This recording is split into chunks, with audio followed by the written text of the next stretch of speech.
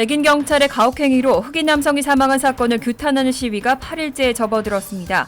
뉴욕시는 오후 8시부터 새벽 5시까지 야간 통행을 금지하는 행정명령을 주말까지 연장했습니다. 트럼프 대통령은 이렇게 날로 격화되고 있는 시위를 국내 테러 행위로 규정했습니다. 약탈과 범법 행위를 멈추기 위해서 수천 명의 중무장한 군인과 병력 등을 파견할 것이라고 경고했습니다. 백인 경찰의 제압으로 사망한 조지 플로이드의 부검 결과가 나왔습니다. 부검인들은 플로이드의 사인이 목과 등의 압박으로 인한 질식이라며 살인이라고 규정했습니다.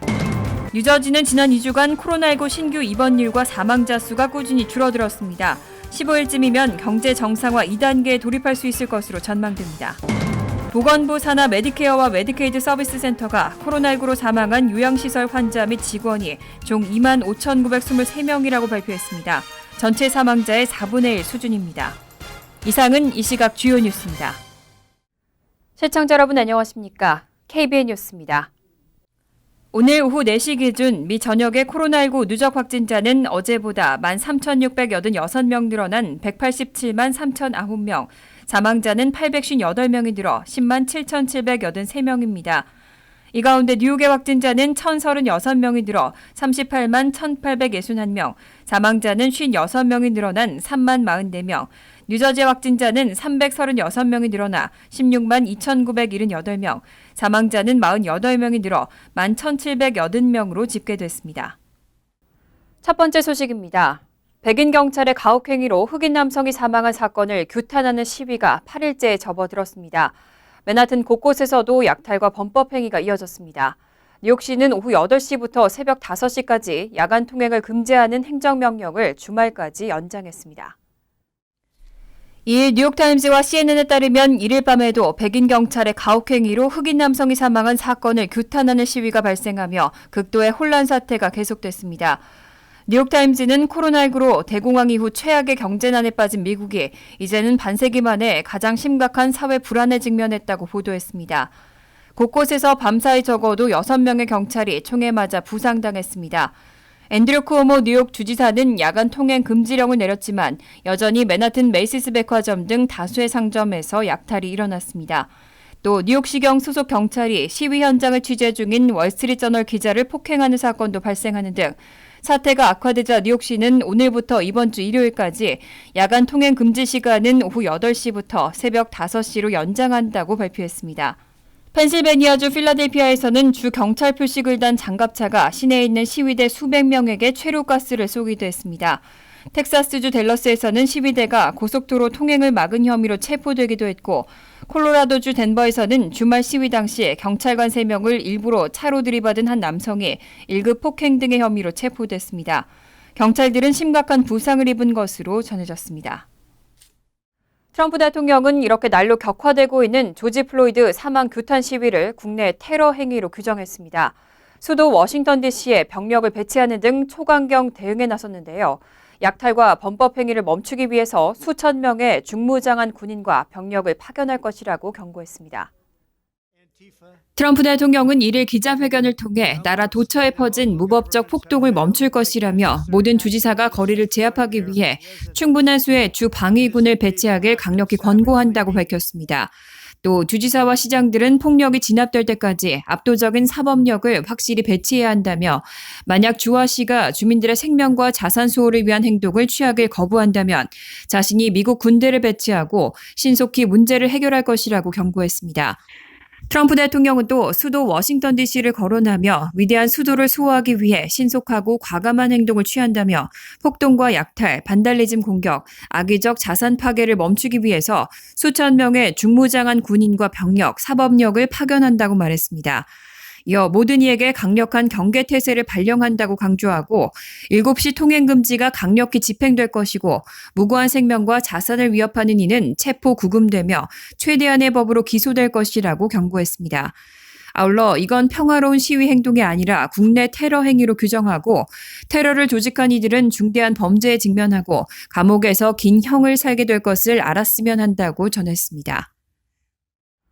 이런 트럼프 대통령의 초강경 대응 발언에 민주당 인사들은 일제히 비판하고 있습니다. 대통령이 군대를 동원해서 미국 시민에게 맞서게 하고 있다면서 무력 진압을 강력하게 비난하는 목소리가 이어지고 있습니다. 트럼프 대통령이 각 주에서 주 방위군을 투입하지 않으면 직접 군대를 보내겠다고 언급한 이후 앤드류 쿠오모 뉴욕 주지사는 트위터를 통해 대통령이 미군을 불러내 미국 시민에 맞서게 하고 있다며 수치스럽다고 비난했습니다. 쿠오모 주지사는 앞서 백악관 기자회견 직전 인근 라파엣 공원의 시위대를 경찰이 최루탄을 동원해 해산한 점도 지적했습니다. 트럼프 대통령은 회견 후 이렇게 확보된 길을 통해 백악관 근처의 세인트 존스 교회를 찾아 취재진을 향해 포즈를 취했습니다. 쿠오모 주지사는 그가 교회에서 사진을 찍으려고 군대를 이용해 평화로운 시위대를 밀어붙였다고 비난했습니다. 사실상 민주당 대선 후보로 확정된 조 바이든 전 부통령 역시 트위터로 그가 사진을 찍기 위해 평화로운 시위대를 향해 최루가스와 고무탄을 쐈다고 비난했습니다. 민주당 소속인 제이비 프리츠커 일리노이 주지사는 CNN 방송 인터뷰에서 트럼프 대통령이 코로나19 대응 실패로부터 시선을 돌리고 자신이 법과 질서의 대통령이 될 수 있는 새로운 주제를 만들려고 한다고 지적했습니다. 역시 민주당 소속인 그레천 휘트머 미시간 주지사도 CNN 방송에서 현재 미국은 화합을 이루고 동정심과 능숙함을 보이는 리더가 필요하지만 트럼프 대통령의 언행은 파괴적이라고 비판했습니다. 미국의 많은 소매업계는 이미 코로나19로 지난 2달여 동안 많은 피해를 입었는데요. 이번에는 대규모 시위라는 또 다른 악재에 직면했습니다.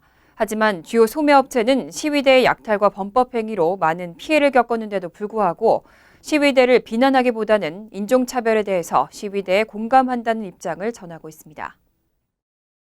뉴욕타임즈는 지난 주말 미 전역에서 발생한 시위로 모든 소매업계가 어려움을 겪었다고 보도했습니다. 미 전역 수십 개의 월마트 매장이 시위대의 약탈 또는 시위로 영업을 중단했습니다.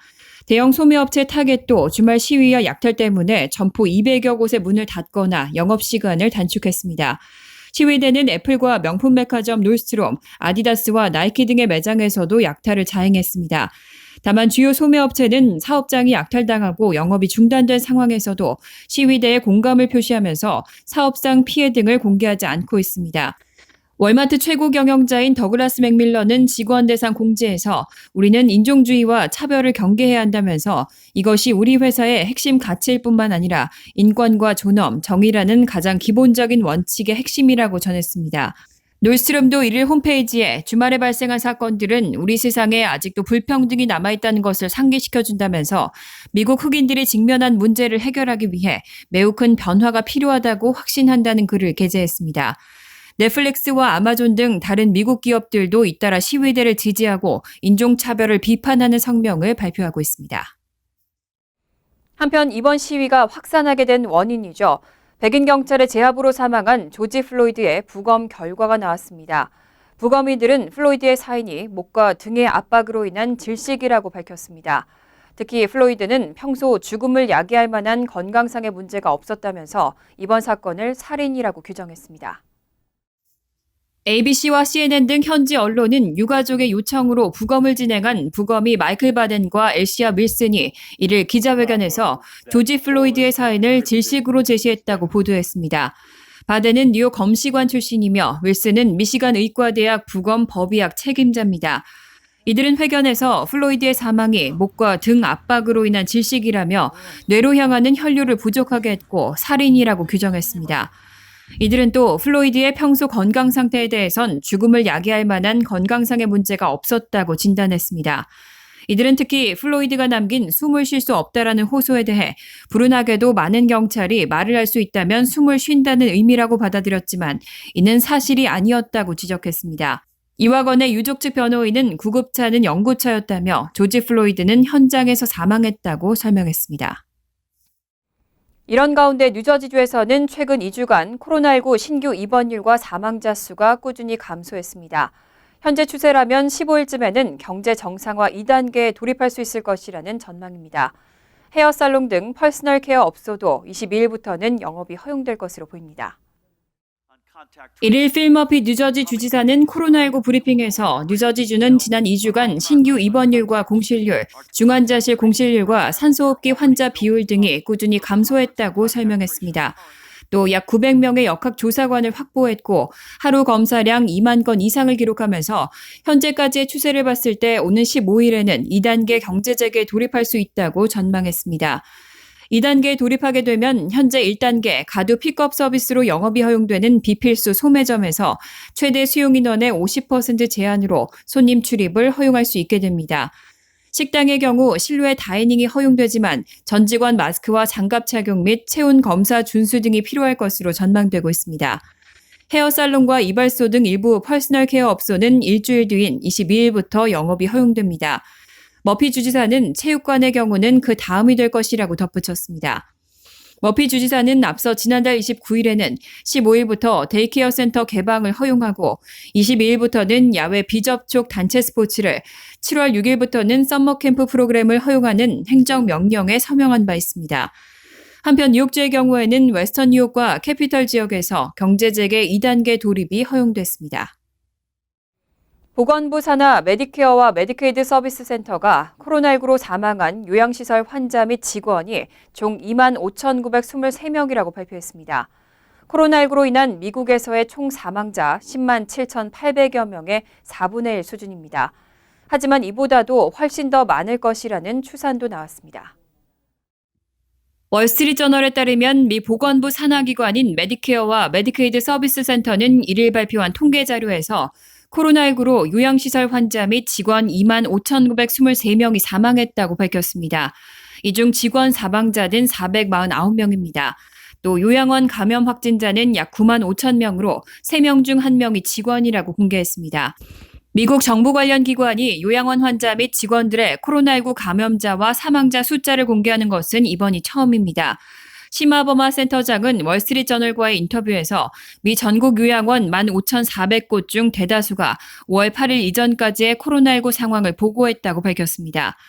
한편 월스트리트저널은 자체 집계 결과 미국 내 장기 요양시설에서 코로나19와 연관된 사망자가 4만 2천 명이 넘는 것으로 나타났다고 보도했습니다. 메디케어와 메디케이드 서비스 센터가 집계한 2만 5,923명보다 크게 많은 규모입니다. 월스트리트저널은 또 감염자는 20만 명을 넘을 것으로 전망했습니다. 제약사 길리어드는 코로나19 환자 600명을 대상으로 한 렘데시비르의 임상시험 결과 중등도 환자에게도 약이 효과가 있었다고 발표했습니다. 길리어드는 렘데시비르를 5일 동안 투여한 결과 환자의 76%가 의학적으로 상태가 호전됐다고 밝혔습니다. 하지만 표준 치료만 받은 환자와 비교할 때 통계학적으로 유의미한 차이는 없었습니다. 로이터와 블룸버그, AP통신에 따르면 길리어드는 중등도 코로나19 환자 약 600명을 대상으로 임상시험을 진행하고 이들을 표준 치료만 하는 집단과 표준 치료 및 렘데시비르 투약을 함께하는 5일 프로그램, 표준 치료 및 렘데시비르 투약을 함께하는 10일 프로그램에 임의로 배정했습니다. 그리고 임상시험이 11일째 되던 시점에 차도를 살펴본 결과 렘데시비르를 투약한 5일 프로그램에 배정된 환자군 중 76%가 의학적으로 상태가 호전된 것으로 나타났습니다. 렘데시비르를 투약하지 않고 표준 치료만 받은 환자군에서는 같은 시점에서 66%의 상태가 호전됐습니다.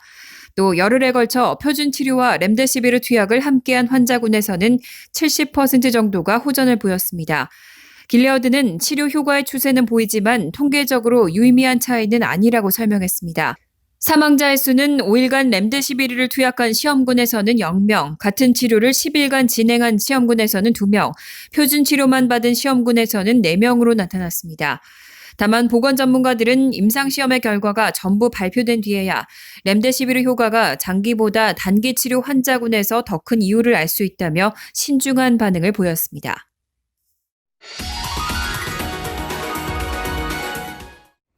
이어서 LA 지역 한인사회 소식입니다. 조지 플로이드의 사망과 관련한 폭력 시위가 이어지면서 LA 카운티는 어제에 이어 오늘도 통행 금지령을 발령했습니다. LA 카운티 슈퍼바이저는 오늘 저녁 6시부터 내일 새벽 6시까지 카운티 전역에 통행 금지령을 발령하고 해당 시간대에 거리에 있는 사람들은 체포 대상이 될 수 있다고 경고했습니다. 이외에도 베버리힐스와 롱비치, 산타모니카시에서는 비즈니스 디스트릭은 오후 1시부터 그리고 시 전체에서는 오후 4시부터 통금이 내려졌습니다. 또 애나임과 리버사이드 카운티에서도 저녁 6시부터 각각 내일 새벽 5시 30분과 새벽 6시까지 통금을 실시합니다. 야간 통행 금지령 위반 시 경범죄 혐의로 $1,000의 벌금이나 최대 6개월의 징역형에 처할 수 있습니다. 한편 오늘 LA 한인타운의 한 쇼핑몰 앞에는 약탈과 폭력 시위를 차단하기 위해 주 방위군이 투입되면서 긴장감이 고조됐습니다. LA 한인타운 지역에서도 시위대 침입과 약탈로 인한 피해가 발생했습니다. 한인타운 전 지역에 불안감이 커지고 있습니다. 한인단체들은 비상대책 마련에 나섰습니다. 여준호 기자가 보도합니다. 가게 주변에 깨진 유리 파편이 즐비합니다. 출입문을 강제로 뜯어낸 흔적들입니다. 주말 내내 이어진 과격 시위에 웨스턴 애비뉴를 중심으로 주변 한인타운의 업소들도 큰 피해를 입었습니다. 아침에 저녁 때 스키리 가드가 전화가 왔는데 그래 아침에 와서 보니까 이거 황당하게 깨졌더라고요. 핸드폰 가게를 비롯해 리커스토어까지 다른 곳도 상황은 마찬가지입니다. 다행히 다친 사람은 없는 것으로 확인됐지만 더욱 확산될 조짐을 보이는 폭력 시위에 불안감은 커져만 가고 있습니다. 4.29 폭동을 겪었기 때문에 폴리스가 그때처럼 지켜주지는 못할 줄 알았죠. 그러니까 이제 이거 다시 우리가 또 서야 되냐 옛날처럼 지붕에 올라가야 되냐. 총이 있었으면 진짜 올라가 섰었을 거예요. 제2의 LA 폭동에 대한 불안감이 커지면서 한인 사회도 비상이 걸렸습니다. 우선적으로 한인 업소들의 피해를 최소화하기 위한 실질적 대응책 마련에 나섰습니다. 이 칸막이를 해주신다 해서 제가 좀 의뢰를 했었어요. 좀 도와달라고. 그랬더니 저희 집을 이제 우선순위로 해서 코리아타운의 상공회의소에서 이제 도움을 주기로 영사관하고 이렇게 조인을 한 걸로 알고 있습니다. 지금 안심하는 상황은 아닙니다만 총영사관과 우리 한인단체를 믿으시고 도움이 필요하시면 언제든지 요청을 하시면 힘 잘하는 데까지 도와드리도록 하겠습니다. 실시간 피해 상황 파악을 위한 비상대책반도 가동 중입니다. 피해 사회 접수는 우리 한인회 통해서 지금 한인회 그 한라인 통해서 이제 하게 될 거고요. 우리 구호기금 2차 그것도 하고 있잖아요. 그래서 그 2차 구호기금 대상자를 그냥 이렇게 이번에 그 소유 사태로 혹시 피해 받으신 분들도 그런 분들도 신청을 할 수 있게끔 좀 확대하는 방안도 지금 우리가 생각하고 있어요. 내일 새벽까지 또다시 동시다발적으로 과격 시위가 벌어질 것으로 예상되면서 한인 사회 전체가 잔뜩 긴장된 분위기입니다. MBC 뉴스 여준호입니다. 간추린 소식입니다. 뉴욕 한인회가 한인회 앞으로 기부받은 개인 보호장비를 코로나19 최전선에 있는 의료진과 요양원, 사회봉사 및 취약계층 지원단체에 전달했습니다. 이를 뉴욕 한인회는 퀸즈 베이사이드 뉴욕 한인봉사센터에서 전달식을 열고 내일 재단 하이트 진로 키스로부터 기부받은 방호복 1,800벌과 마스크 2,600장, 안면보호대 4,000개 등을 뉴욕 한인의사협회와 뉴욕 한인간호사협회, 요양원, KCS 민권센터, 시민참여센터와 퀸즈 한인회 등 10여 개 비영리단체에 전달했습니다. 이민서비스국이 비민 취업비자와 취업이민 청원에 대한 속성 처리 서비스를 재개합니다. 이번 조치로 이민서비스국은 1일부터 모든 취업이민 청원의 속성 처리 서비스 신청서 접수를 받기 시작했습니다. 비민 취업비자의 경우에는 단계적으로 속성 처리 접수가 재개될 예정입니다. 오는 8일부터 이미 신청에 들어가 진행 중인 H-1B에 한해 접수를 받고 15일부터는 H-1B 신규 신청권, 22일부터는 모든 비민 취업비자 신규 건에 대해 속성 처리 서비스 접수를 받습니다. 사회적 거리두기 행정명령을 위반한 뉴욕주 각 지역의 주점들이 주류 판매 허가를 취소당하는 중징계를 당한 것으로 나타났습니다. 뉴욕주 주류국은 지난주 웹사이트를 통해 최근까지 사회적 거리두기 행정명령을 위반해 처벌을 받은 주점 명단을 공개했습니다. 이들 18개 주점 중에는 퀸즈에 있는 행가와 샘 세실로를 비롯해 브롱스에 있는 세인트비스, 브루클린에 있는 애틀랜틱 보트클럽 등 뉴욕시 주점들이 다수 포함됐습니다. 비무장 흑인 조지 플로이드가 경찰 가혹행위로 사망한 데 따른 대규모 항의 시위가 폭동으로 번지면서 연방우정국이 시위 격화 지역에 대한 서비스를 중단했습니다. 시카고 언론은 USPS가 1일 시카고 남부와 서부 소재 일부 우체국 및 우편물 취급소의 서비스를 잠정 중단하고 배달을 제한하기로 했다고 보도했습니다. 해당 우체국과 우편물 취급소는 흑인 다수 거주 지역에 몰려 있습니다. USPS 대변인은 성명에서 앞으로 시위 전개 양상 등을 계속 주시하면서 서비스 중단을 해제 또는 확대해 나갈 방침이라고 밝혔습니다. 환율과 증권 소식입니다.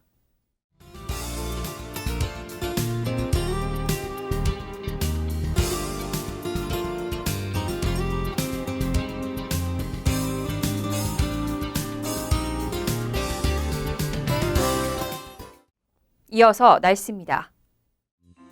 수요일은 구름이 많은 가운데 천둥 번개와 함께 소나기 오는 곳이 있겠습니다.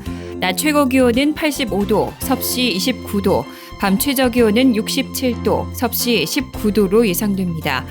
목요일도 대체로 구름이 많겠고 일부 지역에서는 천둥 번개와 소나기 올 가능성이 있겠습니다. 금요일 역시 구름이 많겠습니다. 이상으로 KBN 뉴스를 마칩니다. KBN과 함께 즐거운 저녁 되시기 바랍니다.